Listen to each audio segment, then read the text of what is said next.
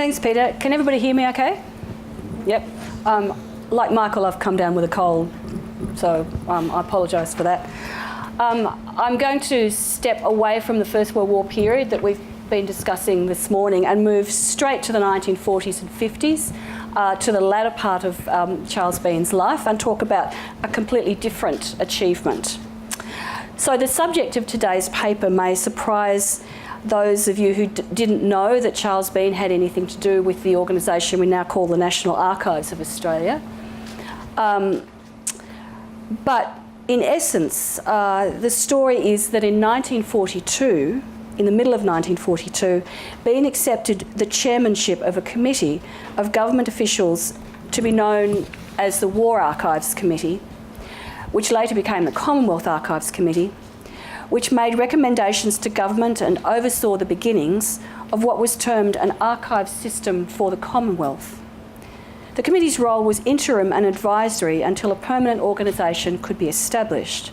So at that point there was no National Archives of Australia. The War Memorial had a Commonwealth archiving role, and that was all there was.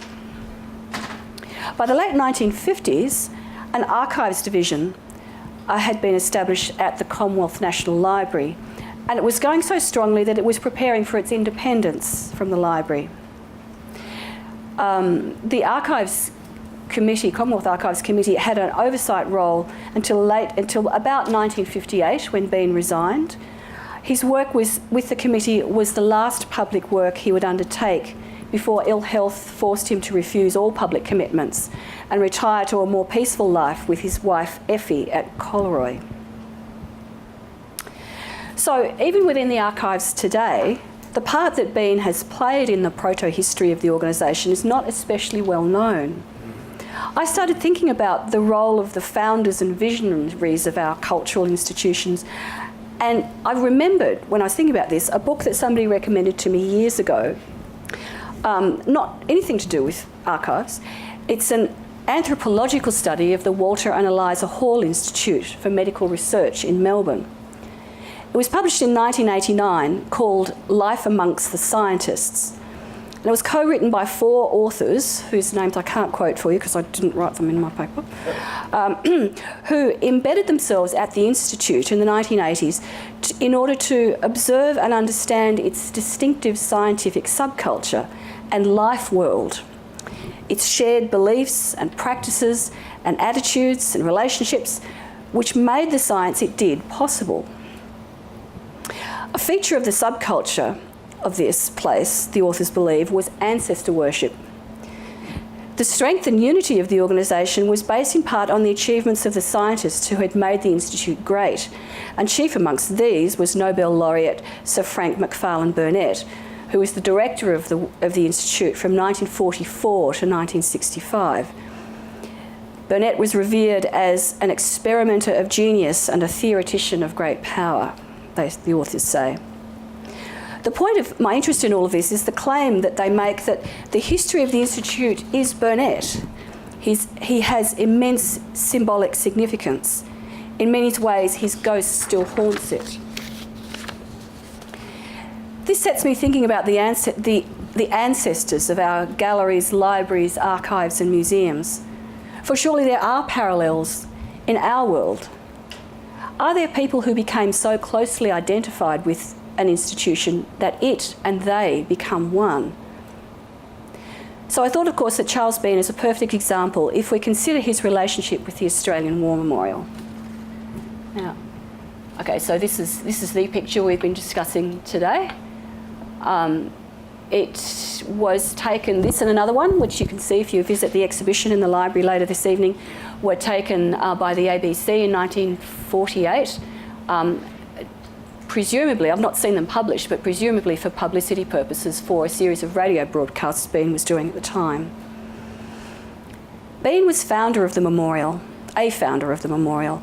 Undoubtedly, his was the guiding vision for the place and its complexity as a museum, a memorial, a library, a gallery and an archives. He also established his own way of practicing official history. Both projects, the memorial and the histories, were based on the fundamental importance of the archival record and the eyewitness account for their capacity, as he believed, for truth-telling. Bean's words have been quoted on the walls of the memorial for years. Here is their spirit. His histories are in constant use, aren't they, by memorials, historians and curators. He has a building and had a research fellowship named after him. His name and his image are all through the First World War collections, and his personal records are amongst the first to be described and digitised. His books have always been sold in the shop. John Treloar, oh, there's been up, he's popped up, there we go. Yeah. Oh, there's his portrait, and there's his building. John Treloar, a long-time director of the memorial, is held in almost equally high regard. Staff know that the establishment of the building, as in the original building, and the collection were his life's work. He too has had a research grant, a building, and in his case even a street named after him. As is well known to staff, Treloar lived in the building for a time, and when I worked at the memorial in the 1990s and 2000s, it was said that his footsteps could be heard in the stacks in the evening, just checking that the man was just checking that everything had been put away correctly for the night. It says a great deal about the man and the staff's relationship with him that they would believe that. And it was also said the reason they played Triple J really loudly in the stacks in the evenings was so they couldn't hear the footsteps. And we might find other similar figures, for instance, at the National Library of Australia and at the State Library of New South Wales, where the names of the founding librarians, collectors and benefactors also pervade many aspects of life for staff and visitors. So to return to the National Archives.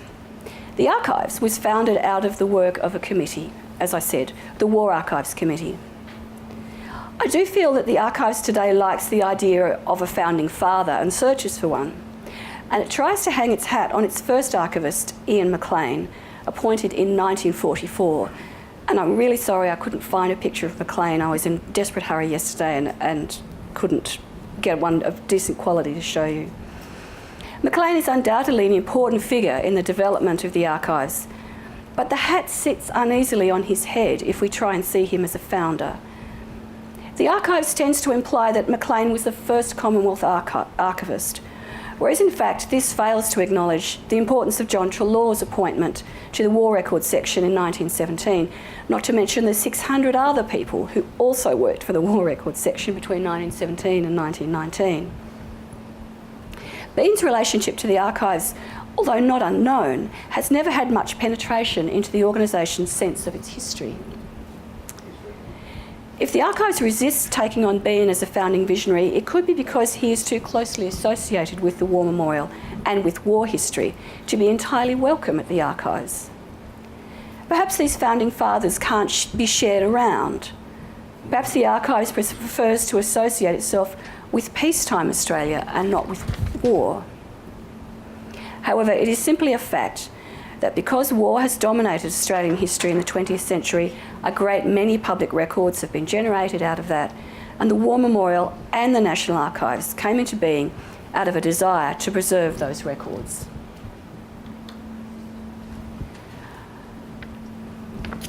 I know you can't read this, but I just thought I'd put it up there because it's an archival record and I'm from the National Archives.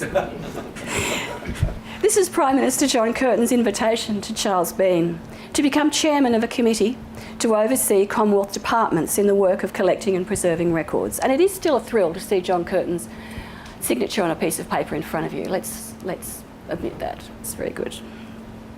It's dated 19th of June 1942. Bean accepted with the proviso that the invitation be extended to John Treloar, Director of the War Memorial. The committee was formed under the aegis of the Prime Minister's Department, and it lost no time in getting down to work. It included the heads of the War Memorial, the Library, the Commonwealth National Library, and representatives of the various agencies, including the Attorney General's Department, Departments of the Interior, External Territories and Defence. It met for the first time in July 1942, less than a month after Curtin's invitation.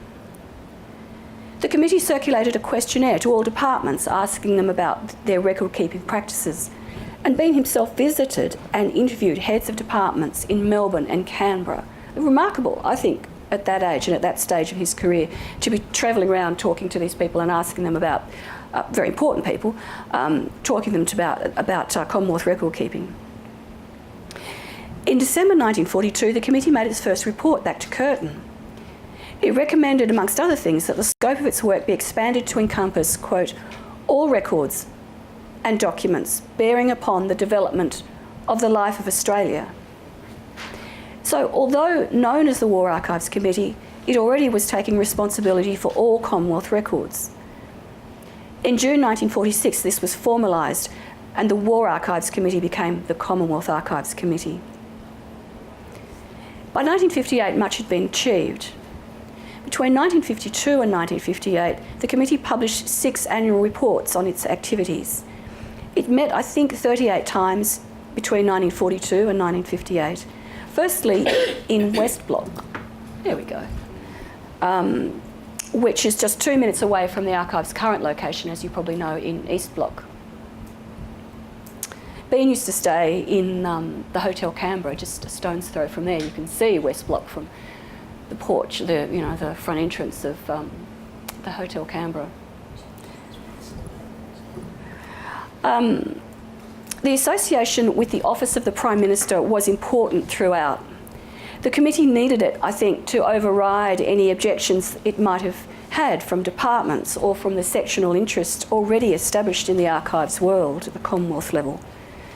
The committee always reported to the Prime Minister personally, and copies of its reports were sent to him, usually with a covering letter signed by Bean.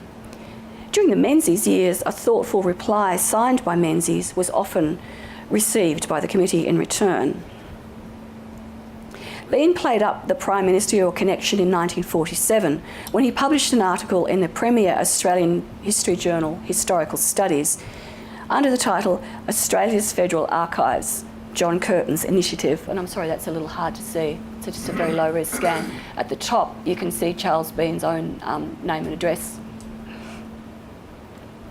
In this piece, he described the committee's first 5 years' work and credits Curtin with taking the initial step to ensure that the loss of administrative records, which had occurred after the First World War, would not happen again.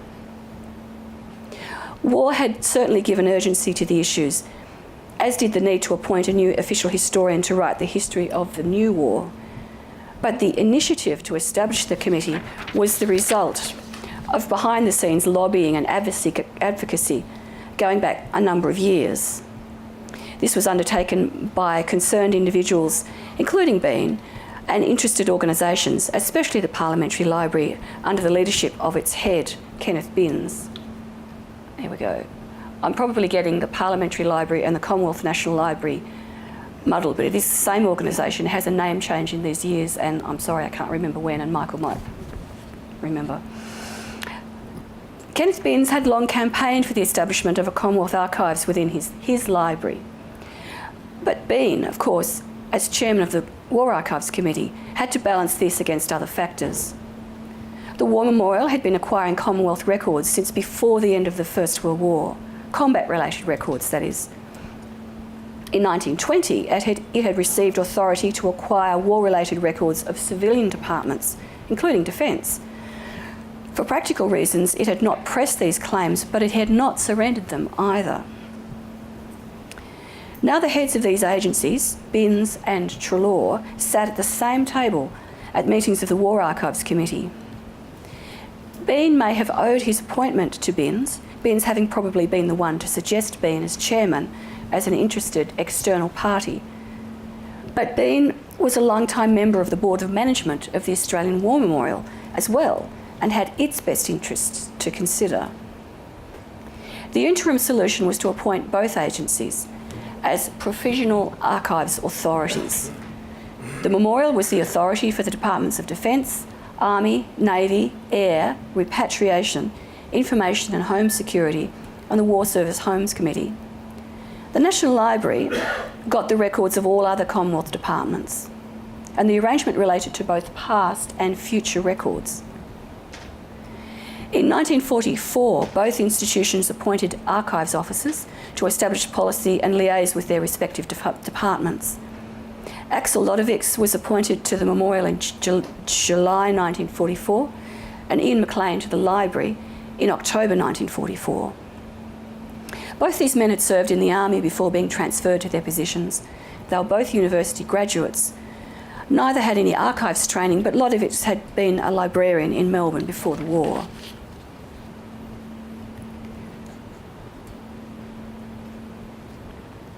For the next 15 years, and especially at the library, the infrastructure of a national archive system was established. Disposal schedules were devised. Accommodation for records of permanent value were established in the mainland capitals, and the work of arranging and describing records going back to 1901 began. Training programs in records and archives management for departments were instituted. The question of Commonwealth archives legislation was discussed and a bill was even drafted, but it was shelved.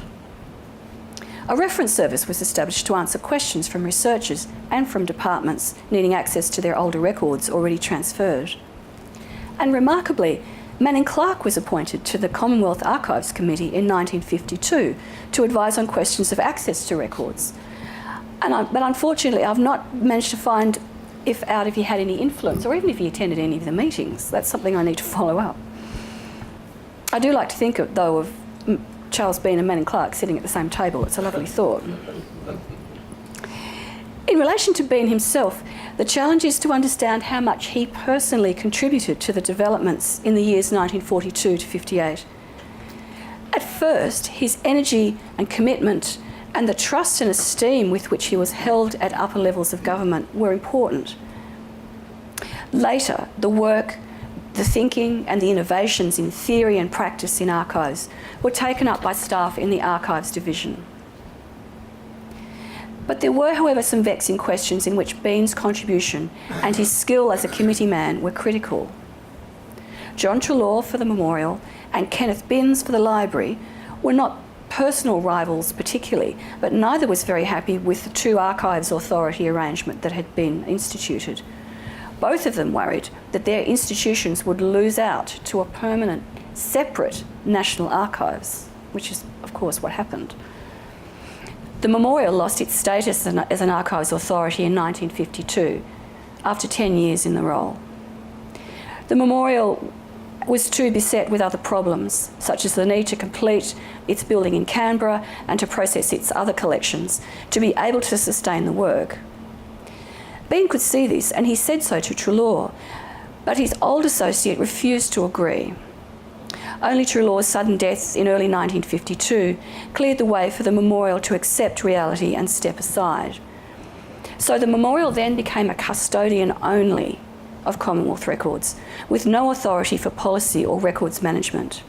And its reach was restricted just to combat records, not records of the civilian departments in wartime. I was at the memorial the other day, and these are some handwritten notes I found in Bean's papers in 1951, where he's drafting a report or a memoranda, it's not quite clear, to this effect. He's saying that the two archives authorities need to be replaced by a single one. Treloar was bewildered by Bean's withdrawal of support from the memorial as an archives authority, but the field was left clear for the National Archives. Ian McLean, the library's archives officer, became chief archivist of a newly strengthened archives division. Bean's Commonwealth Archives Committee shifted there administratively and physically for its meetings, with McLean as its executive officer.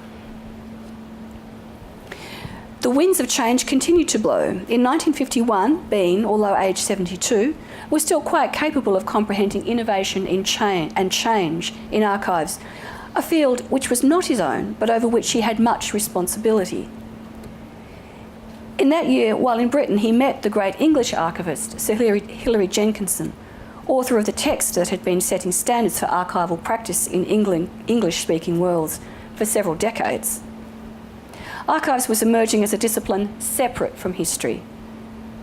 The archivist Jenkinson insisted is not and ought not to be an historian. He would need some knowledge of history and may be personally interested in it, but his duty is to his archives, independent of any research to which the archives might be put.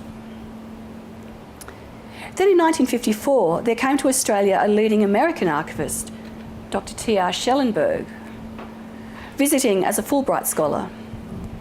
So Bean met Schellenberg as well, as did his committee, at a critical time when Schellenberg was drawn into the especially vexed question of library control of archives.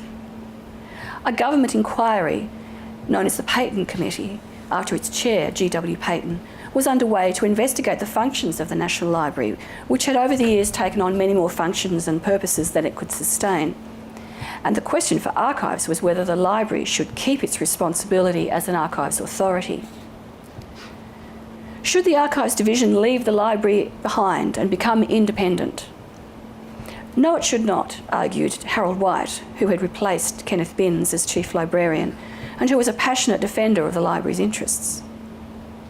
Yes, it could and perhaps should, suggested the visiting expert, Schellenberg. This was in conformity to practices in the US and Great Britain. The Commonwealth Archives Committee listened carefully to arguments on all sides and reported on them, and came to the view the Archives Division should be a separate agency of government. This is what the Payton Committee recommended, and in 1961, this is what happened with the establishment of the Commonwealth Archives Office. So I guess within the span of Bean's chairmanship of this committee, much change was in progress. On the one hand was the separation of archives from history as a discipline, and on the other, from libraries as organisational structures. And finally, archivists were facing problems which would force a radical rethink of how records and archives were managed. Bean knew that the record-keeping environment was much more complicated than anything anyone had ever dealt with before in the earlier period of the 20th century. New departments and agencies were created, he observed, a plethora of boards and commissions and so on, which during the war shifted locations often and suffered constant staff and space shortages. It was a recipe for archives chaos. It was becoming clear that archivists should be involved in managing records at the point of creation, not just when they're transferred to archives custody. And a further revolution in archival management and description was taking place. In an appendix to the 5th annual report of the committee in 1956, a test case was presented, probably written by Ian McLean in Archives Management. It described the transfer to archives of 200 feet of records, which had occurred in 1952. The series was created in 1901 and had been used by 4 separate departments: Prime Minister's External Affairs, Home and Territories and Home Affairs, and the Department of Interior. 20 more functions of government were dealt with using these records. 3 registration systems had been used to control them. How do you arrange and describe records like these? By the date of creation? By the department? If the latter, which department? These problems in archives management were the result of rapid administrative change within the Australian government since the Second World War. Bean was not tackling these problems himself, but he surely knew they mattered. Under the expansion of the Archives Division under Ian McLean, a new generation of professional staff were employed, and McLean, having identified the problem, in the 1960s, he and his colleagues, Peter Scott and Keith Penny, would start to build the solution: the Commonwealth Records Series system. The series became the primary unit of description, not the agency. The series could be physically stored anywhere and its administrative context recorded on paper. Archivists working at the archives continued to refine the CRS system and converted the old method of describing records by accession to the new system, which gradually benefited from the introduction of automated systems. We probably all take the series system for granted now. If you've used records at the National Archives, you've used the CRS system, possibly without knowing it. I think the CRS system is the DNA of the National Archives today. It's the result of pioneering work by a number of people, and really the National Archives doesn't need a founding father. Peter Scott is credited with making the breakthrough insights for the series system, but he wasn't alone, he was part of a group. Measuring Charles Bean's contribution to the development of National Archives is therefore not an exact business. But the evidence seems to show that he knew that developing an archives for Australia was too big for any one person. I doubt he would be disappointed that his own role in the history of the organisation is not well known. Unlike his colleagues at the Australian War Memorial and the National Library, he didn't personally identify with the work of the institution. He had enough imagination to see that the archives was always going to be bigger than one man, or one dream, or one idea. To survive, it needed to be able to accept and nurture the contribution and the ideas of many. Thanks very much.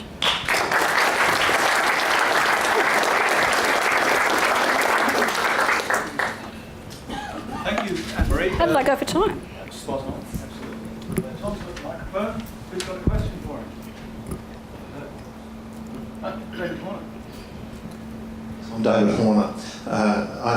Going right back to the beginning, the question is why did Curtin initiate the archives? And I wonder if there's an area that you might explore a bit more, either if you know already or if you haven't done it. And that goes back to Sir Frederick Shedden. I can't quite remember the quote, Shedden, thy name is records, or something like that. But Shedden in the Department of Defence developed a record system of his own, and he's been criticised for the way he used it, because if there was some issue needed to be examined, he would pull out all the records, and the first half of the examination was a recounting of everything that happened in the past, and then he would come to the point. And so he developed his own massive record system. He employed a platoon of typists to keep these records coming, and people will know that the Shedden papers come to 2,500 boxes. But of course Shedden became the Secretary of the War Cabinet, and when he became Secretary of the War Cabinet, which he sort of invented anyway, he realised that past cabinet meetings they didn't keep any records, and they'd come out and somebody would ask the Prime Minister what was decided and they'd scribble it down. But Shedden formalised all this, and he went even further, and he had secretaries brought in whose job was to take notes, and he also developed the system of War Cabinet agendum papers. And anybody who's worked with the records will know these are several inches thick, and these are the papers that supported the decisions made by the War Cabinet. Well, of course, once he did that, he realised he was creating a new set of records which didn't belong to the Department of Defence.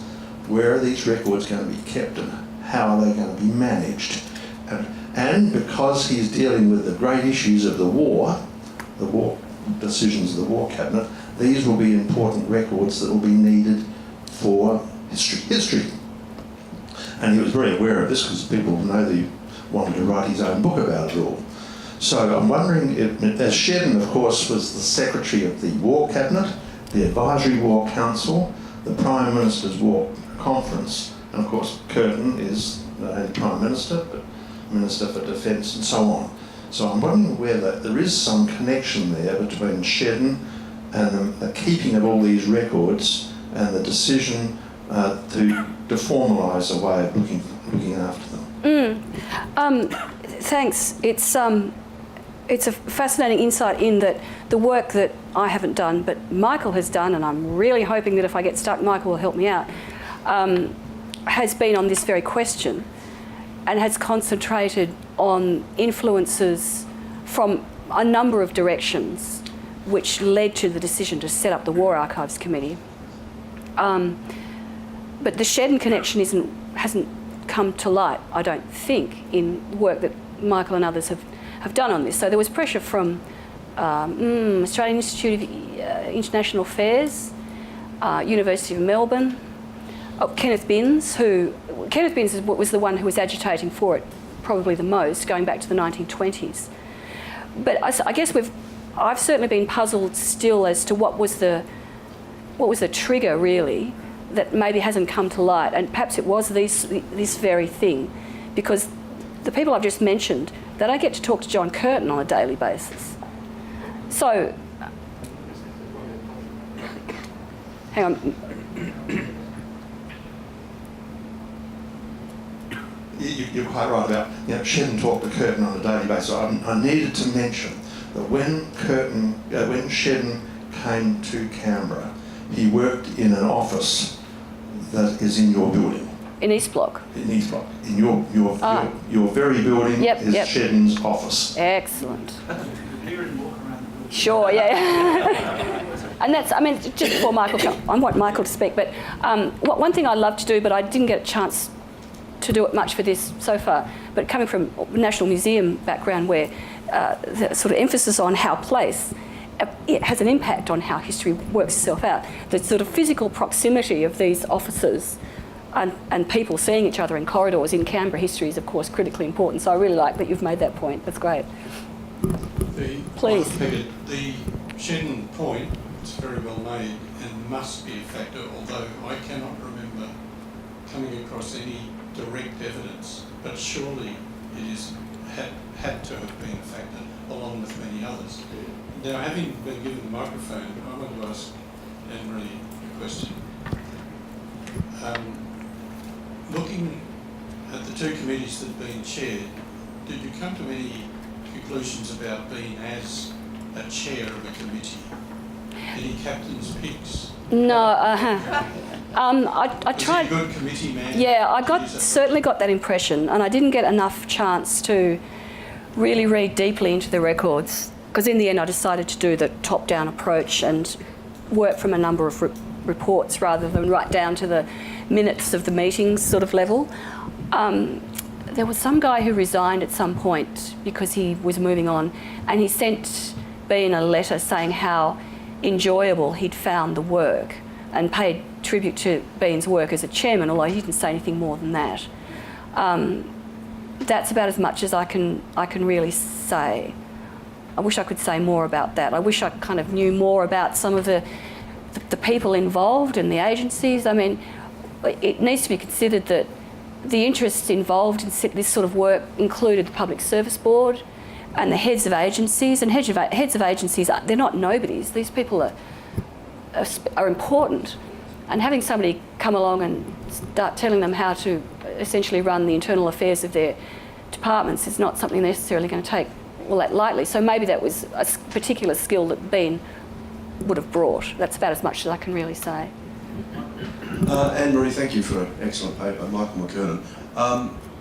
That quite profound disagreement that Bean and John Treloar had would have surprised John Treloar immensely.